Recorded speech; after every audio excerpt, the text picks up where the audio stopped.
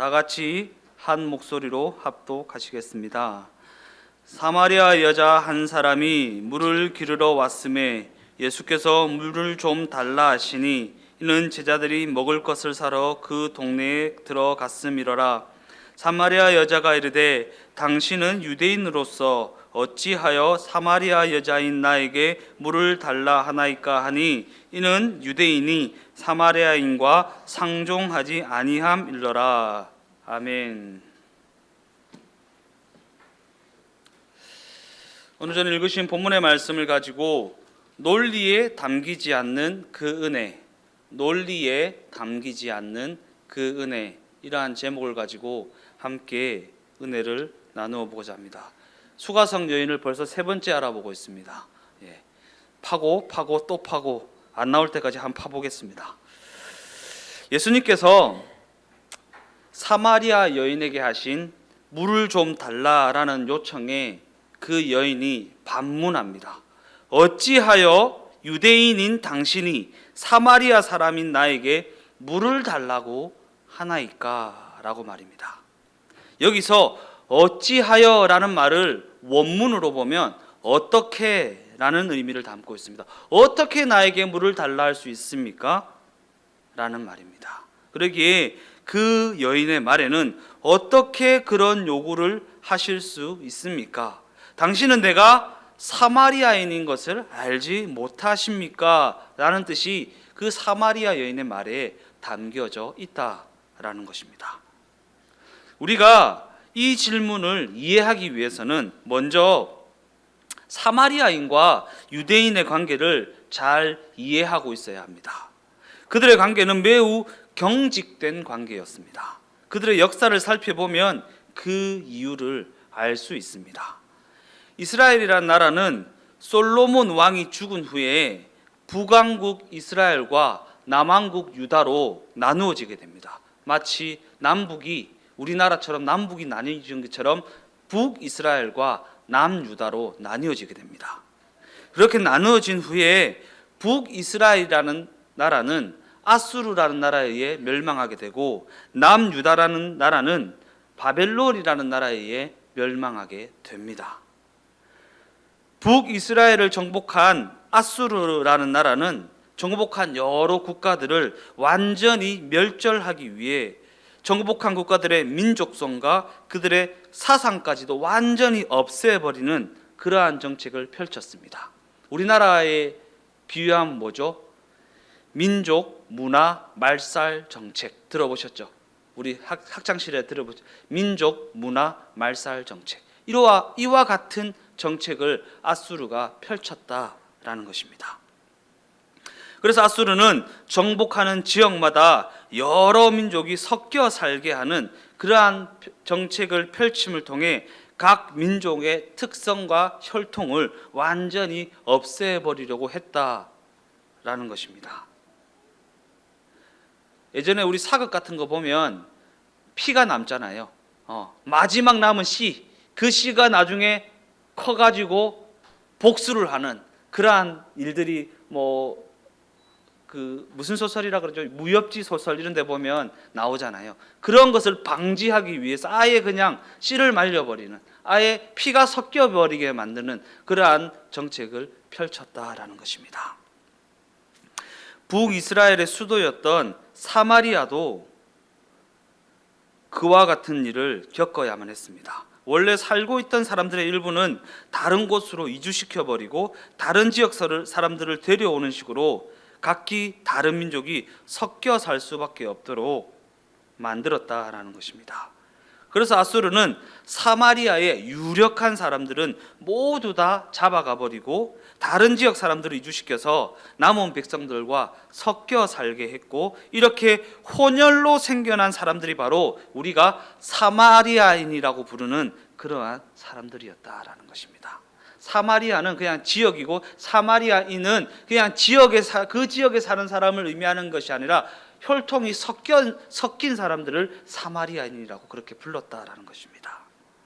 한편 남유다는 그 나라가 한 150년 정도는 더 유지되다가 바벨론에 의해 멸망하게 됩니다.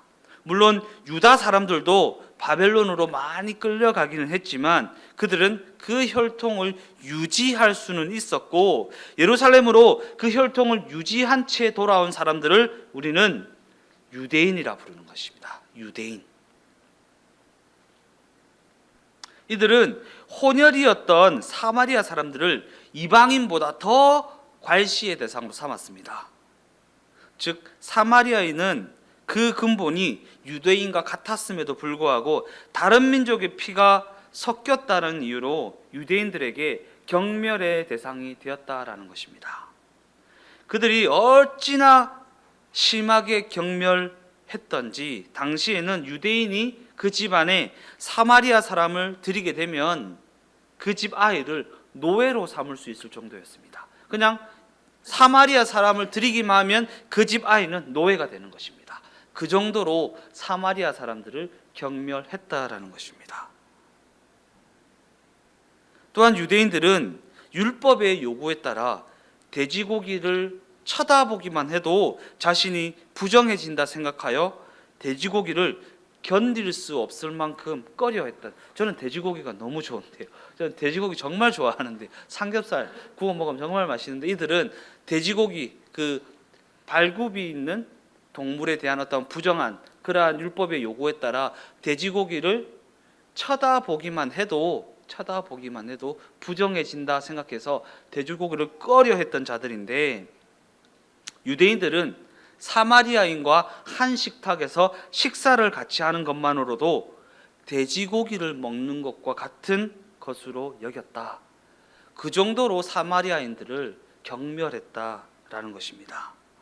이처럼 유대인과 사마리아인은 이와 같이 적대적인 관계였습니다. 경직된 관계였습니다. 서로 못 잡아먹어서 안달이 난 관계였습니다. 그래서 유대인들은 유대에 속한 예루살렘에서 갈릴리 지방을 오갈 때 사마리아를 통과하는 지름길이 있었음에도 불구하고 이용하지 않고 삥 돌아가는 길을 택하였다라는 것입니다. 이게 그들의 관례였습니다. 지도를 한번 볼까요? 큰 글자로 갈릴리, 맨 위에부터 갈릴리, 사마리아, 유다 이렇게 나와 있죠. 유다, 예루살렘 이 지역에서 갈릴리를 가려면 사마리아를 통과하면 제일 빠른 길입니다. 직선으로 가면 제일 빠른 길이었고 길도 잘 나 있었습니다. 그런데 유다 사람들은 갈릴리에 볼 일이 있어서 갈 때면 저기 욥바라고 적혀있는 해변길을 따라가든가 아니면 암몬이라고 적혀있는 암몬을 둘러서 가는 그러한 길을 택했다라는 것입니다. 네. 제 생각에는 암몬도 이방인이고 저쪽으로 가도 부정해질 것 같은데 그럼에도 불구하고 이방인보다 사마리아 사람들을 더 경멸했기 때문에 사마리아를 가로질러 가는 것을 회피했다라는 것입니다. 그런데 예수님은 당시 유대인들의 관례를 깨고 사마리아 땅을 가로질러 가는 길을 선택하셨습니다. 그리고 그 길에서 사마리아 여인에게 물을 청하시며 대화를 나누셨다라는 것입니다. 그리고 이 때문에 이 여인은 예수님을 향해 어찌하여? 라는 물음을 가질 수밖에 없었다라는 것입니다. 그러한 관점에서 이 물음은 율법을 가지고 정죄하는 유대인들의 관례를 당신은 어떻게 감당하시려고 나에게 말을 거시는 것입니까? 그 문제를 어떻게 해결하셨기에 사마리아인인 제게 물을 달라고 하시는 것입니까? 라는 그러한 의미의 물음이었다라는 것입니다. 그러기에 여기서 우리는 어떻게라는 이 물음에 담겨있는 그 의미에 대해서 좀 더 깊이 생각해 보아야 한다. 어찌하여 어떻게 나에게 물을 달라고 하십니까? 라는 물음 말입니다. 우리는 눈앞에 어떠한 이해할 수 없는 일이 벌어지게 되면 흔히 어떻게 나에게 이런 일이 있을 수 있지? 라는 물음을 갖게 됩니다. 어떻게 일어난 일인지 설명되지 않으면 그 일을 쉽게 수긍할 수 없다라는 것입니다. 어쩌면 이것은 우리 인간의 보편적인 특징이라고 할 수 있을 만큼 누구에게나 있는 성향입니다. 더 나아가 지금 우리가 살아가는 이 시대는 과학이라는 미명 아래 눈에 보여도 손에 잡혀도 귀에 들려도 그것이 논리적으로 설명되지 아니하면 없는 것과 마찬가지로 여기는 그러한 시대입니다. 우리가 그러한 시대를 살아가고 있습니다. 논리가, 과학이 얼마나 최우선에 있는지 눈에 보이는데, 귀에 들리는데, 손에 잡히는데 그럼에도 불구하고 논리적으로 설명되어지지 않으면 받아들이지 않는 그러한 시대를 우리가 살아가고 있다라는 것입니다. 그러한 시대적 흐름 가운데 기독교 신앙에도 자유주의 신학이라는 사상이 생겨나게 되었습니다. 한 번씩 들어봤죠? 자유주의 신학. 이 사상은 기독교 신앙에 있어서도, 기독교 신앙의 내용에 있어서도 논리적으로 증명되지 않으면 받아들일 수 없다라고 하는 그러한 기준을 가지고 있는 사상입니다. 그래서 이러한 사상을 가진 자들은 예수님의 십자가 죽음과 십자가 부활도 논리적이지 않다라는 이유로 배척해 버립니다. 그래서 이 사상을 따르는 자들은 예수님이 십자가에서 실제로 죽은 것이 아니라 잠깐 기절했다가 무덤에서 깨어나서 그저 나오신 것이라고 그렇게 주장합니다. 믿음을 가진 우리는 이 이야기를 듣고 말도 안 되는 소리라고 일축해 버리지만 그들은 오히려 믿음을 가진 우리를 무식하고 한심한 사람들로 취급합니다. 무식한 사람들이 모여 있는 집단, 그저 맹종하는 집단으로 치부해 버린다라는 사실입니다. 그러나 성경은 너무나도 분명한 어조로 예수님이 죽으셨고 또한 다시 살아나셨다고 그렇게 증언하고 있습니다. 그런데 그럼에도 불구하고 죽은 자가 다시 살아난다라는 부분은 논리적인 규명이 불가능한 영역이라는 것입니다. 이 부분을 논리적인 규명이 불가능한 영역. 그러한 관점에서 죽은 것도 사실이고 다시 살아난 것도 사실이라면 이 일을 어떻게 설명할 수 있을까? 그 둘을 절충해서 원래 죽지 않고 잠깐 기절했다가 깨어났다거나 아니면 죽은 사람과 비슷한 사람이 나타나서 예수의 행세를 했다라고 그렇게 절충해야 하는 것일까? 자유주의 신학을 가진 자들이 이렇게 주장을 하던 것, 예수님이 잠깐 기절했다가 깨어나신 것이다. 아니면 예수님이 죽은 후에 그와 비슷하게 생긴 사람이 나타나서 예수의 행세를 한 것이다 라고 말입니다. 자유주의 사상에 빠진 자들은 논리적으로 따지자면 그렇게 이해할 수밖에 없다라는 것입니다. 논리적으로 따지자면. 때때로 몇몇 성도들은 이러한 방식의 해석에 호감을 갖기도 합니다. 맞는 것 같은데, 맞잖아, 논리적이잖아, 논리정연하잖아 라는 이유로 그러한 사상에 호감을 갖기도 합니다. 그러한 관점에서 기독교 역사를 뒤돌아보면 신앙의 대상, 곧 믿음의 영역을 객관적 논증을 통해, 과학적 논증을 통해 증명해 보이고 싶어 했던 때가 여러 번 있었습니다. 제가 창조과학에 대해서도 얘기한 적이 있죠. 그렇게 객관적 논증을 통해, 논리적 논증을 통해 증명해 보이고 싶어 하던 때가 너무나도 많이 있었다라는 것입니다. 그러나 그럴 때면 늘 문제가 발생했다라는 것입니다. 왜냐하면 결과적으로 볼 때 이 성경의 내용은 많은 부분 객관적 논증이 불가능한 영역에 있는 것이기 때문입니다. 객관적 논증이 불가능한 영역. 이처럼 우리가 믿는 신앙의 내용은 객관적 논증을 초월하는 영역에 있는 것들입니다. 신앙의 내용은 우리가 설명할 수 있는 범위를 초월하는 영역에 있는 것이기 때문입니다. 이것은 우리가 믿는 이 성경이 비과학적이라는 이야기를 하고 있는 것이 아닙니다. 과학적으로 설명할 수 있는 영역을 초월하는 영역에 있다는 이야기를 하고 있는 것입니다. 그래서 그러한 신앙의 내용은 논리적으로 증명할 길이 없습니다. 그런데 대부분의 사람들은 늘 자기가 경험하고 자기가 알고 있는 그 무엇을 기준으로 해서 신앙을 단순화시켜서 상대방에게 자랑하고 싶어 합니다.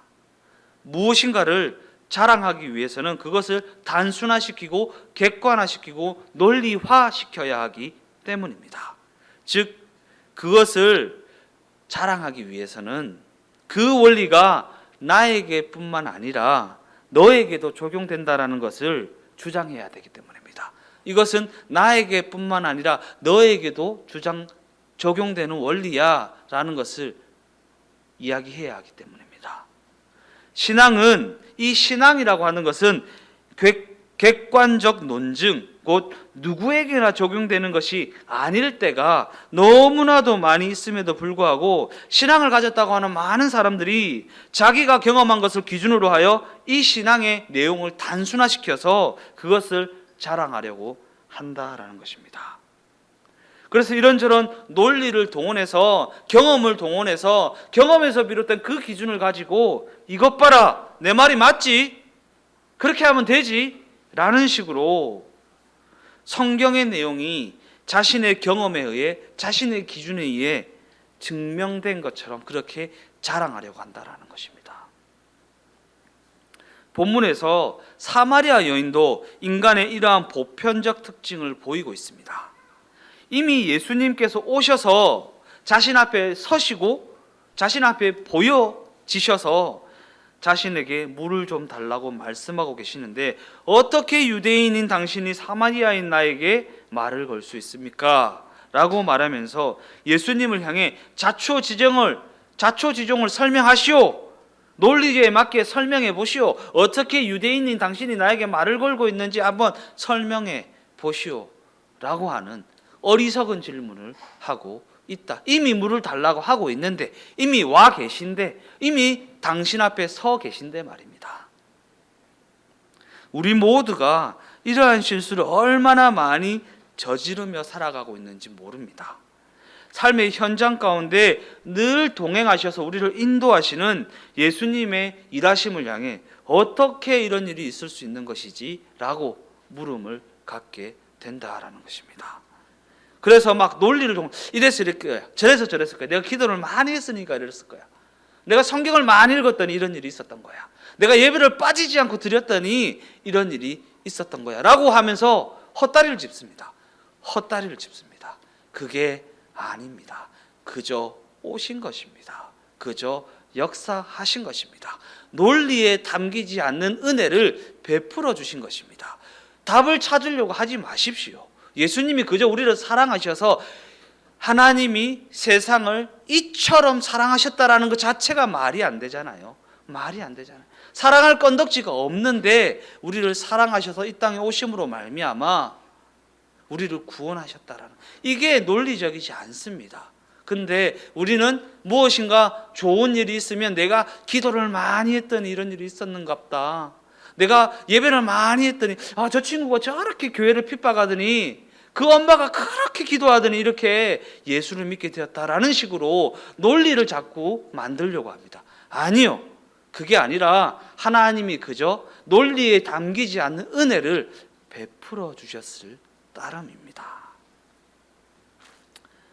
우리의 대표적인 물음은 예수님이 이 땅에 오신 사건입니다. 성육신이라고 그러죠. 성육신. 어떻게가 증명되면 예수님이 이 땅에 오셨다는 것을 인정하겠지만, 어떻게가 증명되지 않으면 예수님이 오셨다는 것 자체를 부인하려고 합니다. 이게 우리 인간의 속성입니다.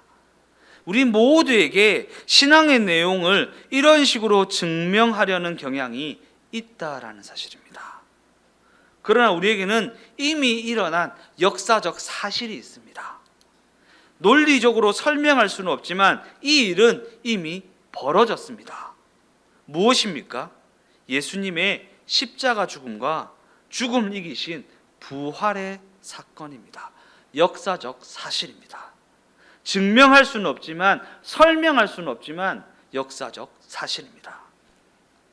그러나 우리는 이에 대해서 어떻게를 묻느라 이미 일어난 이 사건을 받아들이려 하지 않습니다. 사마리아 여인의 경우도 마찬가지입니다. 이미 예수님이 눈앞에서 물을 요청하시는데 여인은 어떻게 오시게 되었는지 묻고 있는 것입니다.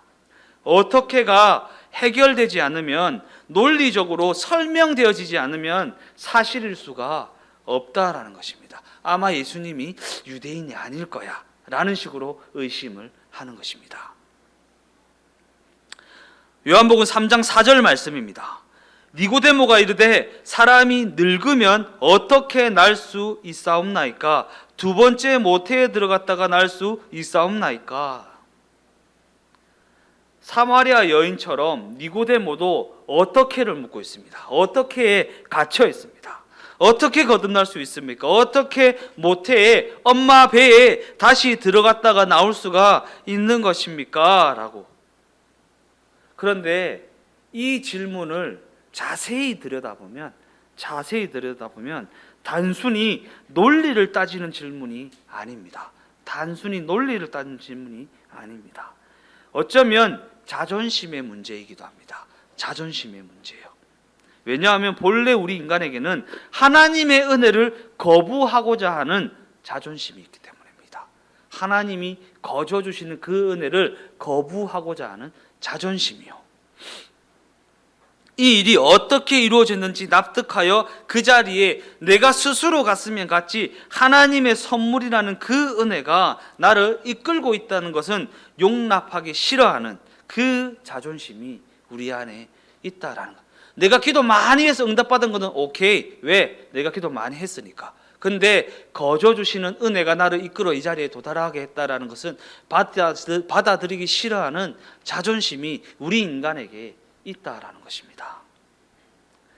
그러나 성경은 그러한 자존심을 뭐라고 정의하는가? 죄라고 정의합니다. 죄라고 정의합니다. 그러한 관점을 가지고 니고데모의 질문에 대한 예수님의 답변을 한번 살펴보도록 하겠습니다. 요한복음 3장 5절에서 11절까지의 말씀입니다. 예수께서 대답하시되 진실로 진실로 내게 이르노니 사람이 물과 성령으로 나지 아니하면 하나님의 나라에 들어갈 수 없느니라. 육으로 난 것은 육이요 영으로 난 것은 영이니 내가 내게 거듭나야 하겠다 하는 말을 놀랍게 여기지 말라.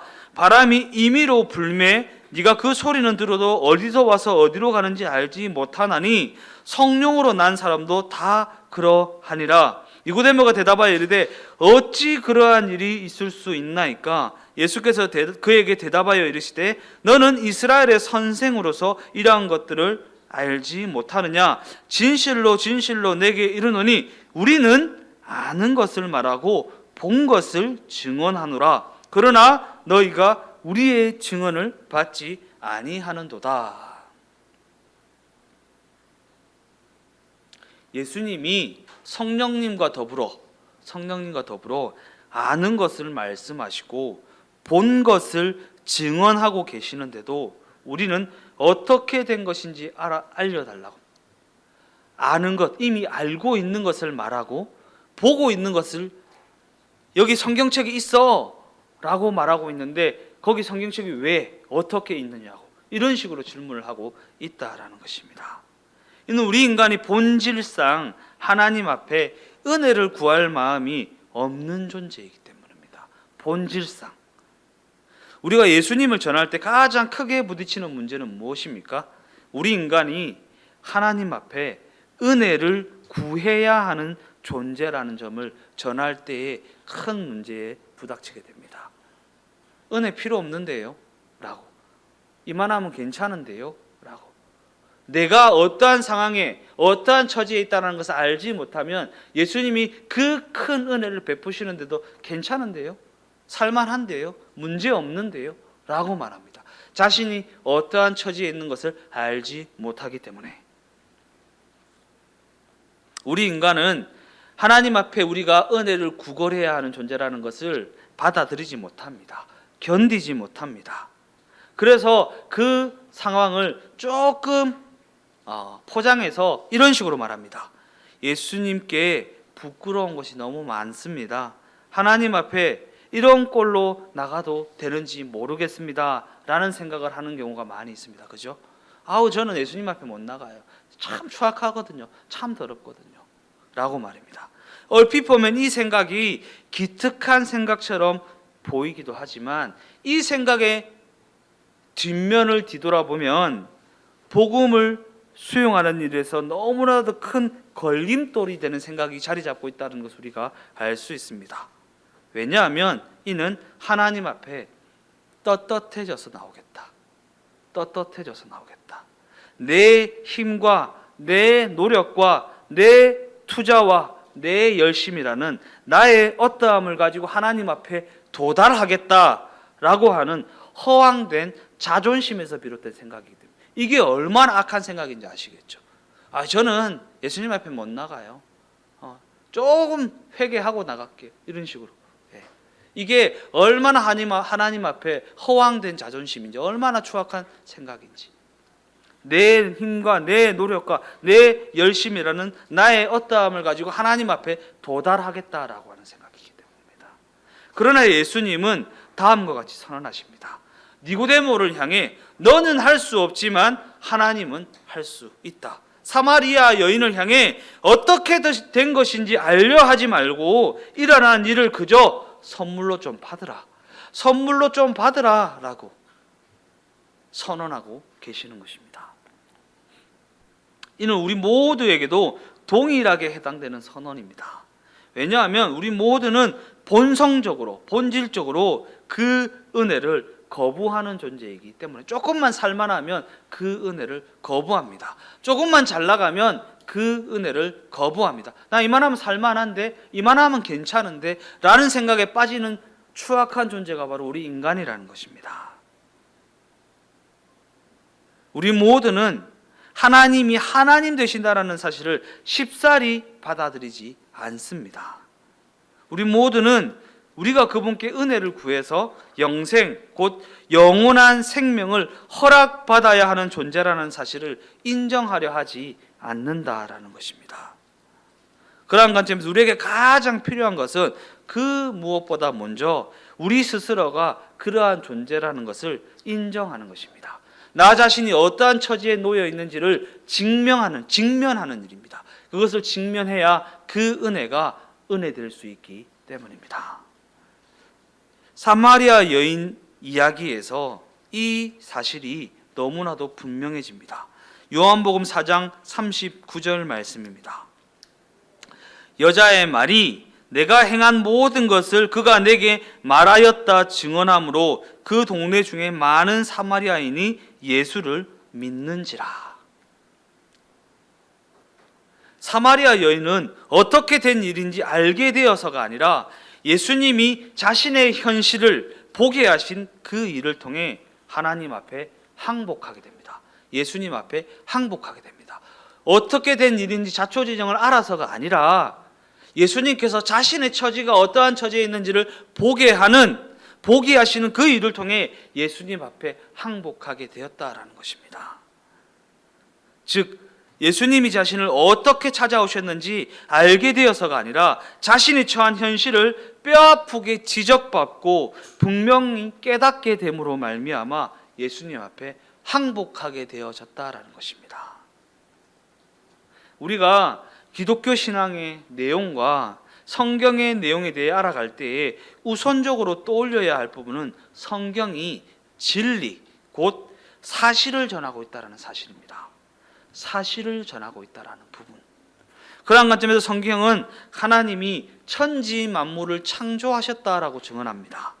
그런데 우리는 계속해서 하나님이 그 천지 만물을 어떻게 창조하셨는지만 묻고 있습니다. 성경은 하나님이 천지 만물을 창조하셨다라고 증언하고 있는데 우리는 그 천지 만물을 어떻게 창조하셨냐라고 묻고 있다라는 것입니다.